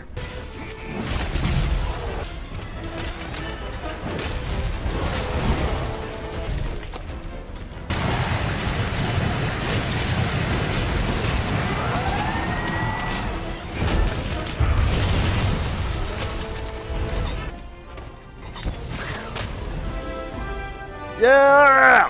First try, baby! We hope you don't mind us stepping in and taking care of this for you. With the Elder Dragons no longer a problem, I return to base to find that the Admiral has returned, declaring that he has found out why the dragons have been drawn to the Elder's Recess, and would like me to go with him to take care of the problem so that they disperse and go back to what they were doing before. But before I do that, I want to try out this layered armor thing. Armor that just goes over what I'm already wearing, simply changing the appearance. And because it's seasonal, I just kind of stuck with this as my option, but you know what, I'll roll with it. And so I set off to remove the source of this strange power and ensure that the Elder Dragons are no longer a threat to the new world. And so down the river we went. It was discussed how these crystal formations were the result of centuries of Elder Dragons coming to this place to make their final rest. And upon reaching the end of the cavern, we found the source of our problems. Wait. It's too pure. What is this thing really? That looks like an egg or a cocoon.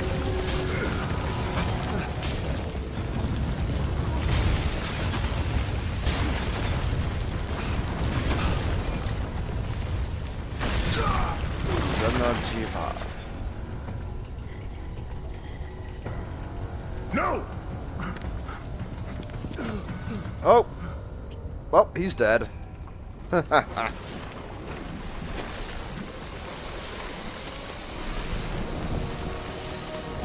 What in the name? What in the name of the Ur-Dragon is that? I mean, that looks pretty cool. I've got to stop it! Alright. You got this? Or we could both fight it. That's an option. Our new friend here at bay.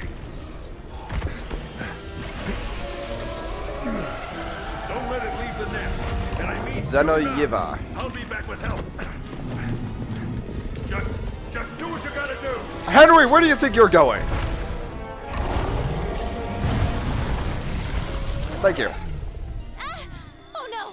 This is awful! Ladies and gentlemen, I introduce you to the final boss of Monster Hunter World, Zenoyiva. This would be a fight for the ages, and because I failed to pack supplies before going into this, I was left with just 10 potions, a mega potion, and a dream. Let the battle begin.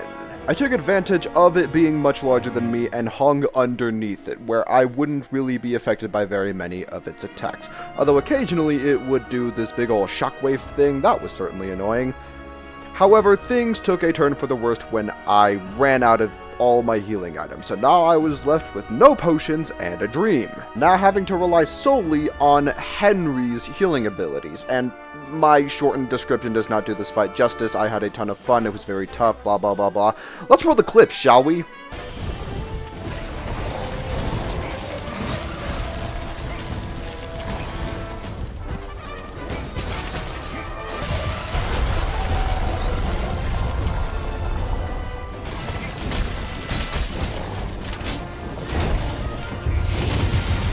Ha ha ha!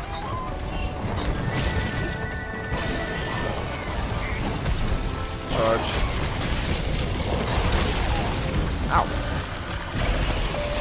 It certainly is. It's just a matter of actually landing it. Oh, thank you, Henry. Alright, and if I have timed this correctly, which I did not, but that's fine.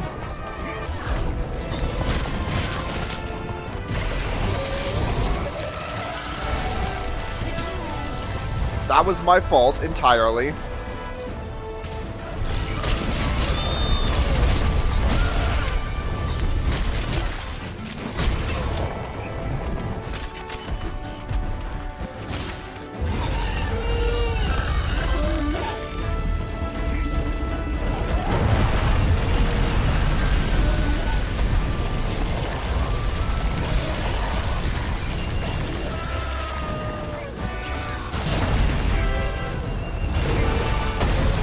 Ow!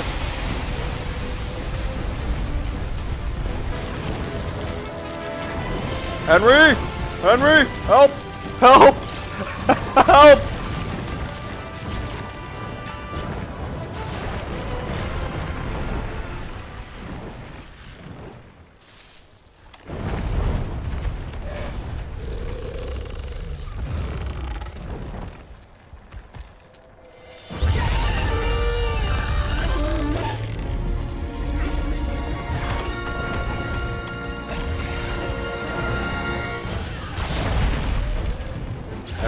Henry.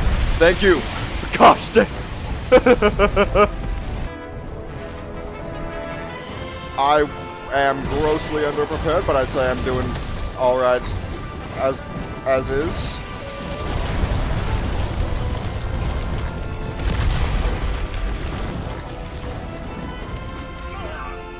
What?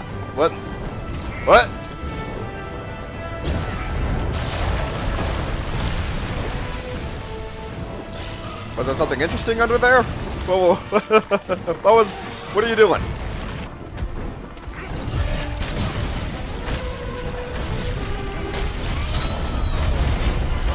Someone looks desperate.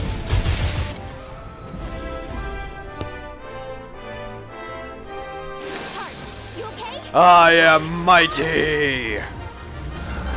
I am the apex predator. I am the ultimate hunter! Woo! And so I claimed the prize from my great victory, and from there I proceeded to fall off a cliff and be narrowly rescued. But upon waking up, with all of my armor missing for some reason, there was a great banquet outside, celebrating my mighty victory against this creature, which was only a baby, mind you. But that doesn't matter, because now the new world was safe, and it was all thanks to me.